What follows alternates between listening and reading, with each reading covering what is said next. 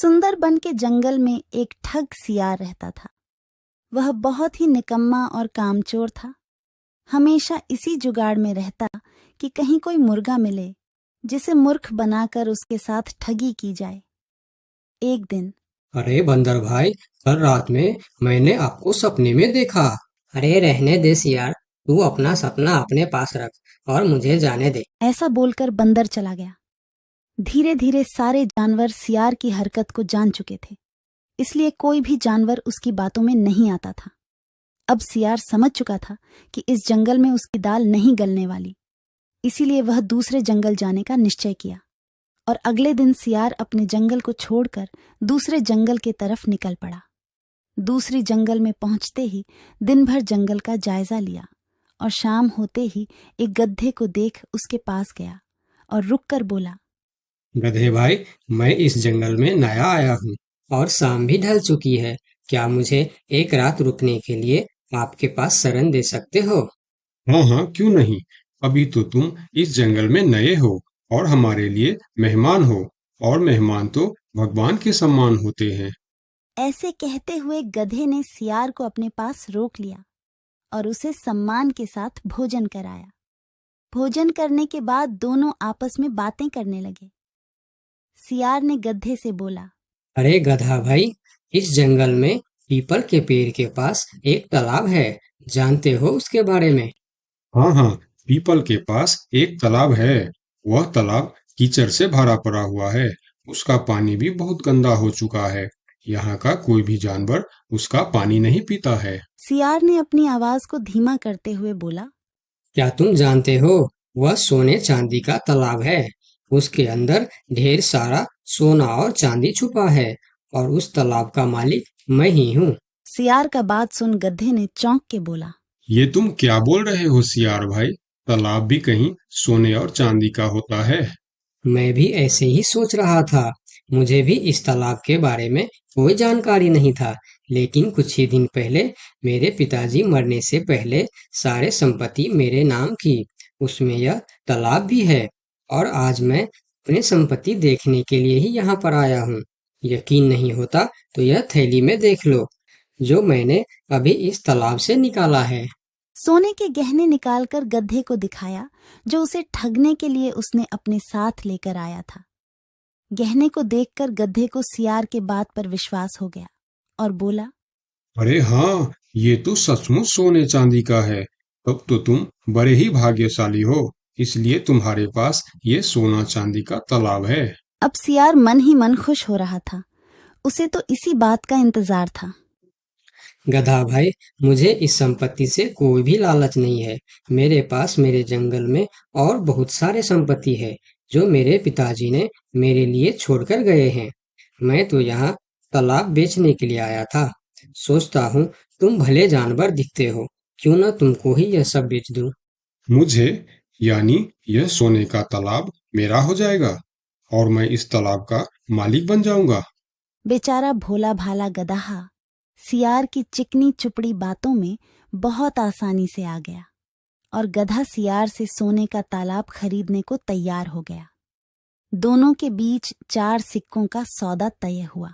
ठीक है सियार भाई, मैं अभी जाकर हिरन के पास से 4 सिक्का लेकर आता हूँ। मेरे पास अपना घर न होने के कारण मैं अपनी सारी कमाई हिरन के पास ही रखता हूँ, और जब भी मुझे जरूरत पड़ता है मैं उससे ले लेता हूँ। ठीक है गधे भाई, लेकिन ध्यान से, जंगल में किसी को इस बात का पता नहीं चलना चाहिए, वरना जंगल के सारे जानवर मेरे पीछे ही पड़ जाएंगे। ऐसा बोल सियार गधे को भेज देता है और गधा हिरण के पास जाकर अपना सिक्का मांगता है। गधे भाई, घर में सब ठीक तो है ना? आज आपको अचानक से 4 सिक्कों का क्या जरूरत पड़ गया? अरे, वह अपने जंगल में जो तालाब है ना, मैं उसे खरीद रहा हूँ। तालाब खरीद रहे हो? क्या करोगे तुम तालाब खरीद के? तालाब का तो पता नहीं, लेकिन उसमें जितना सोना चांदी है वह सब मेरा हो जाएगा। तालाब में सोना? ये तुम क्या बोल रहे हो भाई? मुझे तो कुछ भी समझ में नहीं आ रहा है। मुझे डर है कि तुम कहीं कोई परेशानी में ना आ जाओ। देखो, तुम मुझसे कुछ भी मत छुपाओ। क्या बात है? साफ साफ बताओ मुझे। हमारे जंगल में एक बहुत ही अमीर सियार आया है। ढेर सारी संपत्ति है उसके पास। और तो और हमारे जंगल में जो तालाब है ना, जिसे हम लोग गंदा नाली समझकर उसका पानी भी नहीं पीते हैं, उस तालाब में ढेर सारा सोना और चांदी है। उसने तो मुझे उस तालाब से सोने का गहना भी निकाल कर दिखाया है। उसी तालाब को मैं खरीद रहा हूँ। हम दोनों के बीच 4 सिक्कों का सौदा हुआ है। मुझे तो वह सियार मूर्ख ही मालूम पड़ता है, जो इतने सस्ते में सोने का तालाब बेच रहा है। मूर्ख वो नहीं, मूर्ख तुम हो। भला तालाब भी कोई सोने चांदी का होता है? अरे गधा भाई, तालाब से पानी निकलता है, सोना नहीं। मैं भी ऐसे ही सोच रहा था, परंतु उसने मुझे सोने निकाल कर भी दिखाया।